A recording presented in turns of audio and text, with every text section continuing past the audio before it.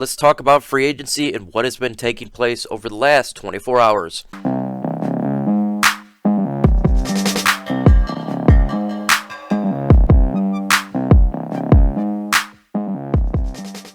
What is going on, YouTube, and welcome to Detroit Lions Talk with MicroMike. We talk all things Detroit Lions news, rumors, analysis, breakdown, and everything regarding our franchise.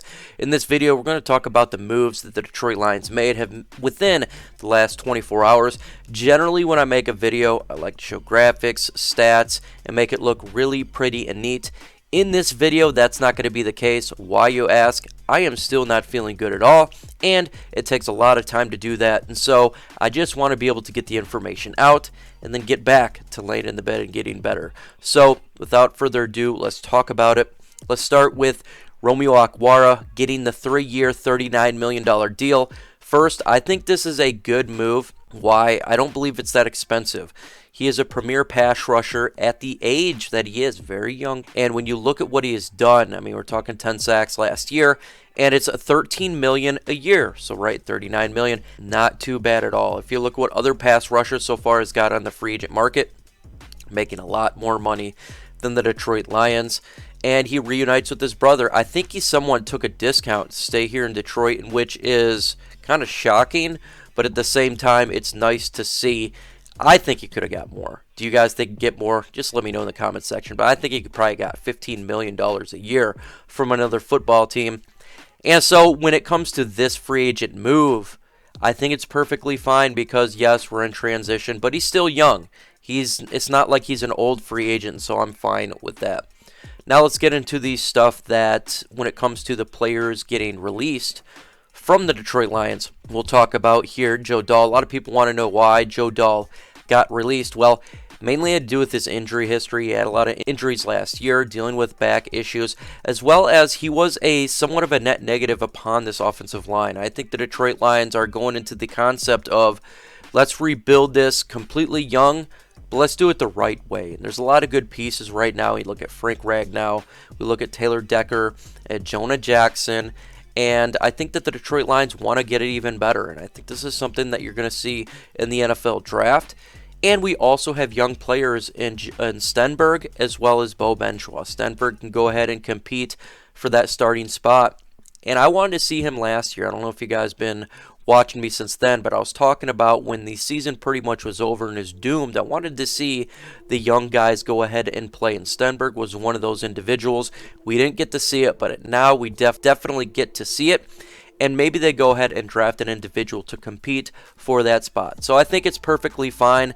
Yes, it saves a little bit of money, but I think this is more of the idea that he was more of a letdown on the offensive line, and as well as an injury history for sure. So not a bad release in my opinion right then and there. Kenny Galladay not getting re-signed and franchise tag.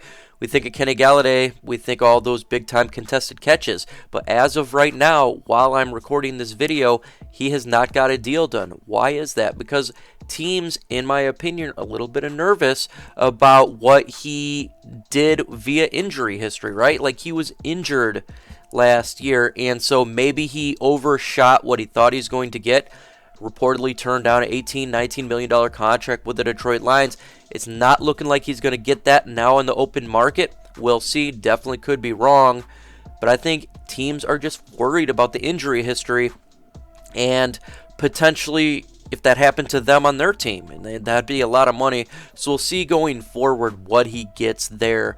But I understand now from the franchise tag perspective, not tagging him, and maybe they thought about trading him with the franchise tag, but as we're seeing now, maybe teams are a little bit skittish, so definitely seems like the smart move at the time was to not tag him against what I thought, because I thought teams would actually like him a little bit more. So smart move from that perspective. We're releasing a ton of players, and I think it's good from the Lions' perspective here. Desmond Trufant, look, we're trying to get younger. He's an older, injured piece. But it's understanding the trend that's taking place. And we released Danny Shelton as well. I was 50-50 on his release.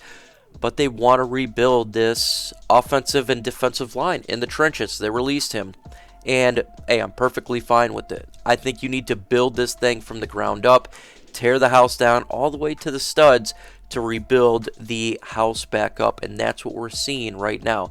Chase Daniel, there was a report that the Detroit Lions attempted to trade him. Like I said, stated earlier, if they could have got anything for this guy, a half-eaten pizza, Brad Holmes would be the GM of the year. They released him because no team was going to trade for him. A very bad signing when we did him last year, and it's very good that we released him now. Man, oh man, because he was a deficit for this team, a bad contract, so forth, everything there. When it comes to the linebacking core, we did re-sign Jalen Reeves-Maybin. It's about a $1.5 million deal. Kind of like looking at it. I get why they re-signed him, why he should have played last year. This is something I talked about again a million times over. I wanted to see what we had from him, and I felt like he was better than Christian Jones. I felt like he was better than Jared Davis, and I wanted to see him on the field. Now we're going to see that, and it seems like we have a defensive coordinator who has a better vision, who can kind of see over some of the things that was taking place bad against our defense, and he's seen the kind of the same things that maybe I saw there and you guys saw as well. Doesn't necessarily mean this guy is going to be a starter or anything like that, but it is important to have a little bit of depth here. And if he does need to be in the starting role, I think he is an upgrade over Christian Jones. Jared Davis, the Detroit Lions decided to let him walk in free agency. He got a 7-year deal with the New York Jets. I'm fine with that. Look, guys, when it comes to Jared Davis, it did not work out here. He was not good with the Detroit Lions. He would make some good plays here and there, but then he would make some bunk plays. You can't do that to be a consistent defense. You have to be consistent, and he was very inconsistent. So I'm perfectly fine letting him walk. He had a lot of issues regarding that. The middle of the Detroit Lions defense was abysmal, and he was a part of that abysmal defense. It wasn't obviously the main issue. The defensive line was really bad as well, but it was an issue. And again, you have to rebuild this thing the correct way, take everything down to the studs, and let it go from there. Jamal Agnew gets a deal for the Jacksonville Jaguars. Hey, I'm perfectly fine with that. Again, I don't think that he would have added a whole lot much when it comes to the wide receiver core of the Detroit Lions. He didn't add much at all for the cornerback of the Detroit Lions. The only thing he was is a special teams guy, and I think the Detroit Lions could get a special teams guy in the draft. Again, you just get a cornerback where we need depth, right? Who's fast, or a wide receiver. It's something that you can replace, and I feel that this was the right move to let him walk. What you're noticing here in free agency is really important, and I want to emphasize this, that as I continue to emphasize this going forward. Sorry if I'm screwing up my words, folks. I'm running a temperature. I'm still real ill, so it's going to be messing up a little bit. But here's the emphasis that I want to lay upon you. I'm hearing a lot of, why aren't the Detroit Lions signing players? Why are we letting them walk? Why aren't we signing players and being aggressive like the New England Patriots?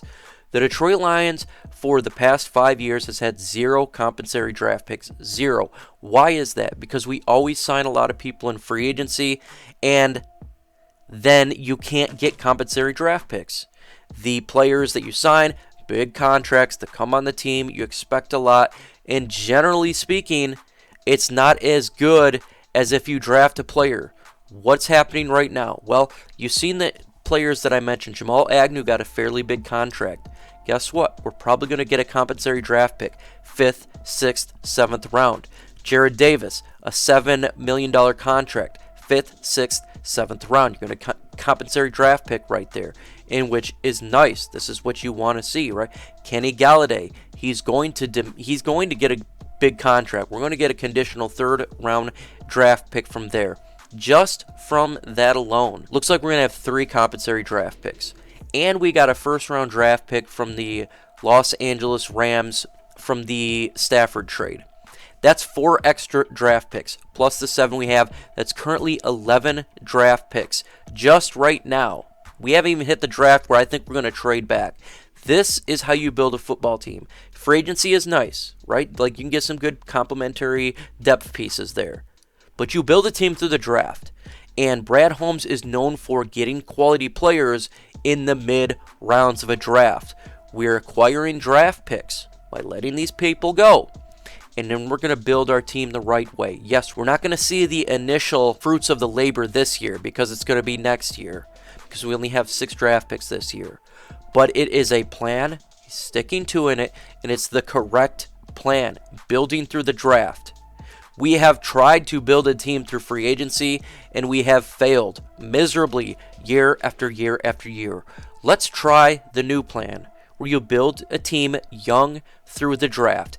And in free agency, there's complement pieces you can pick up, right? You throw in there in the depth, and it's young pieces generally, and it fill out a team. And guess what, folks? There is more time to be had. The Detroit Lions are probably going to go ahead and get some players here, and one could be a running back to complement DeAndre Swift. You got players out like Todd Gurley still out there. Maybe some people like him, maybe he don't. But there's connections there with Brad Holmes, Jared Goff. He's 26 years old. He wouldn't be a starter. He would be a complementary piece to DeAndre Swift. He would be good complementary pieces. There are pieces out there. Let the initial wave go away, and then we start building complement pieces that are not high priced and are decent for the Lions when it comes to depth wise, and maybe getting a starter here and or there.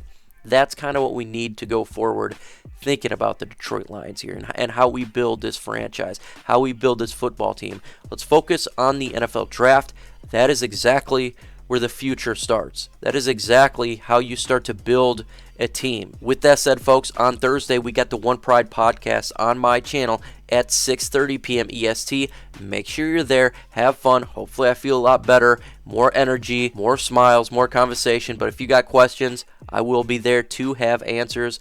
And on Tuesday, we got Spiked Kool-Aid hosted by the Gridiron Blitz. It's going to be a fun show, debate show. Make sure you're there and have fun. And on Wednesday, we have Necessary Roughness on Troxel Sports Channel. So make sure you enjoy that. It's going to be a good time. Hit that notification bell, subscribe, like the video, and let's get at it. One Pride.